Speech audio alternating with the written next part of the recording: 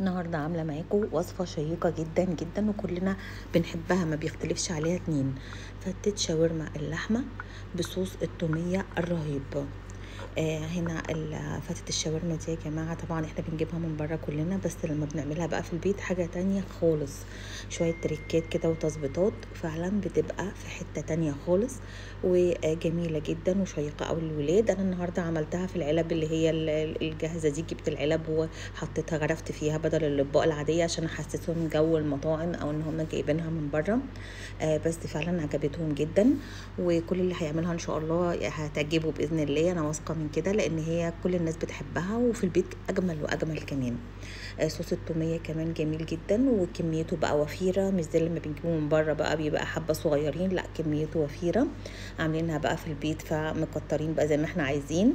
وكمان بصراحه الوصفه دي كمان اقتصاديه قوي يا جماعه. ان شاء الله تشوفوا معايا الطريقه وهتعجبكم على طول. هنشوف الطريقه دلوقتي.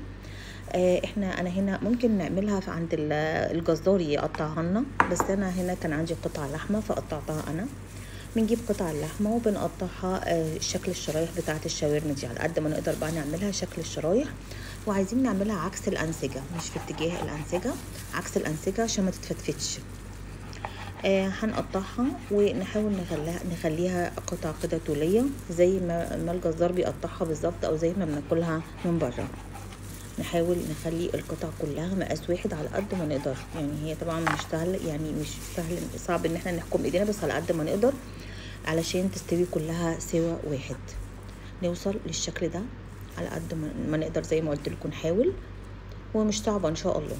ده الشكل اللي عايزين نوصل له في الاخر. هنكمل الكمية كلها، وبعد كده هنبتدي بقى نحطها في بولة ونبتدي نتبلها تتبيلة بسيطة جدا. هي هنحط لها ملح وفلفل اسود، والملح طبعا والفلفل حسب الرغبة. وهنجيب بعد كده هو بقى بصلة، هنبشر بصلة كبيرة، بصلة كبيرة كده عشان هي اللي هتنكه لنا اللحمة. وناخد المية بتاعتها دي، مية البصلة اللي احنا بشرناها. تمام. هناخد المية بتاعة البصل ونعصرها كويس قوي. والتفل بقى اللي هو بتاع البصل هنسيبه برضو، هنستعمله، ما بنرميش حاجه، بس نحط عليه ملح وفلفل اسود كده وهنخليه على جنب، هنستعمله برضو. وهنا معلقه كبيره من الخل، يعني معلقه ونص، لان هي الشاورما بتبقى عايزه خل. بنقلب الكلام ده كله وبنسيبها بقى في التتبيله نص ساعه، اقل حاجه نص ساعه. لو نقدر نسيبها ساعتين هيكون افضل، لو نقدر نسيبها اكتر من كده افضل وافضل حسب وقتنا، بس اقل حاجه نص ساعه. هنجيب بقى الطاسه بتاعتنا وغير السكر طبعا، وهنحط معلقه زيت زيتون، معلقه مش كبيره، لان طبعا احنا مش محتاجين، يعني احنا هنشوح اللحمه بس. هنبتدي نشوح اللحمه بتاعتنا، هنحطها بشكل متفرق كده. يعني مش هينفع ان احنا ندلق اللحمه كلها كده من الطبق بالتتبيله، لا هنحطها بشكل متفرق، مش عايزاها على بعضها، يعني عايزه كل قطعه كده تبقى مفروده يعني. تمام. فعشان كده ما ادلقش بقى كده، انا ببين لكم بلاش ندلق كده، لا احنا نسويها بالشكل ده. وممكن نعملها على مرتين، يعني نعمل الكميه اللي عندنا دي على مرتين، نشوحها على مرتين. دي مراحل بقى. بعد ما الميه بتنشف كده شويه، انا عاملاها على نار وسط، خلي بالكم نار متوسطه. انا عايزه اديها اللون الذهبي الفاتح، مش عاوزه اغمقها قوي ولا اشوحها قوي عشان اللحمه ما تنشفش. خلي بالكم لان بيبقى في شعره ما بين انها تنشف وما بين انها تاخد اللون الذهبي الحلو اللي احنا عايزينه. تمام. مش عايزين طبعا ننشف. اول ما توصل للون اللي احنا عايزينه اللي هو الذهبي اللي هو زي شايفينه ده، بنبتدي نشيلها. نعمل بقيه الكميه. وهنا خضار مقطع بقى، بصل وفلفل الوان وطماطم، وبنحطه على اللحم في طاسة تانية غير طاسة التحمير يعني، وبنقلب كويس قوي.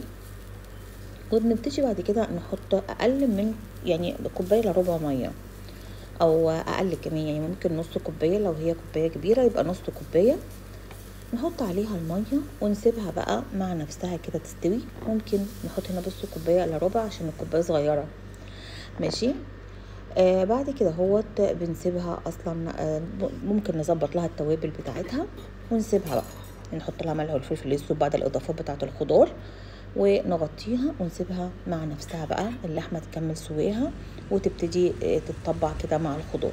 هنا البصله، نسيت اقول لكم البصله اللي تفل البصل اللي احنا كنا عصرينه على التتبيله حطيناه برده، قلت لكم مش حارمين. تمام. وجبنا هنا عيش شامي رغيفين او 3، قطعناهم كده بالمقص، قطعتهم بالمقص وحطيت عليهم معلقه زيت زيتون، قلبت كويس قوي عشان هحمصهم واستخدمهم في الفته. هنعمل بقى دلوقتي صوص التوميه الجميل الرهيب. هنا معانا حوالي نص كوبايه من المايونيز. هاتوا المايونيز اللايت يا جماعه، مش داعي تجيبوا المايونيز اللي هو العادي، هاتوه اللايت على قد ما نقدر، يعني نحاول ان احنا نستخدم حاجات دهونها قليله. تمام. بنجيب نص كوبايه، طبعا اللي عايز يستعمل المايونيز العادي ماشي مفيش مشكله. وهنحط هنا 3 معالق كبار من الطحينه. خلي بالكم انا عايزه طعم المايونيز هو المسيطر مش الطحينه، يعني تدوقوا لو حسيتوا ان طعم الطحينه مسيطر زودوا مايونيز. حط هنا هو فصين ل3، لو فصين كبار خلاص، لو الثوم صغير حطوا 3-4 فصوص من الثوم واهرسوه. وحطوا هنا هو بعد كده نص كوبايه ميه كبيره، والملح والفلفل الاسود، وهنضرب الكلام ده. على فكره احنا ممكن هنحتاج نزود الميه، يعني لو احنا حسينا حسب القوام اللي احنا عايزينه، يعني لو حسينا القوام تقيل ممكن نزود الميه، لو حسينا القوام خفيف ممكن نزود المايونيز. تمام. انا عايزه كميه الطحينه اللي انا حطاها 2 معلقة كبار 3 ما يضغوش على طعم المايونيز، لان دي صلصه توميه مش صلصه طحينه. الطحينه بترفع القيمه الغذائيه هنا وبتزود لي الكميه، بس مش هي الطعم الاساسي اللي انا عايزاه.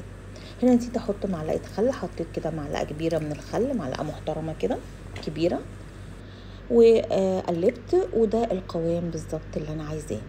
خلي بالكم انا عايزه القوام ما يبقاش تقيل قوي، يبقى بالقوام ده علشان، وخلي بالكم القوام بيتقل بعد شويه بيتقل. تمام. فده قوام مناسب جدا عشان هحطه على الفته كده، هبتدي احطه كانه هو ده الصوص بتاعي. هي صوص توميه، يعني مش يعني لازم يبقى صوص، يبقى لازم قوام الصوص.